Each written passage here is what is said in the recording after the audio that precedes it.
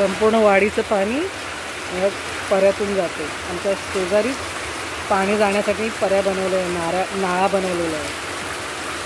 त्याचं पाणी खाली वाहून जातं, नदीला जाऊन मिळतं हे पाणी. घराच्या शेजारी वाहत जाऊन, शेजारून वाहत जाऊन ते खाली नळाला याला काय म्हणतात ते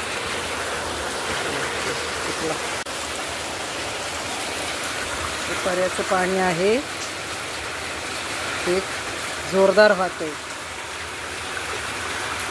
तो वाहत जाऊन घराच्या बाजूनी त्याचा मार्ग काढलेला आणि ते जाऊन नदीला मिळते. किती सुंदर वाटतंय. प्रत्येकाच्या घराच्या शेजारून ते पाणी वाहत जाते आणि खाली नदी आहे. पाताळी नदी म्हणतात तिला. मे महिन्यापर्यंत थोडंसं पाणी असतं. त्या पाणीत जाऊन ते हे पाणी मिसळतं. छान.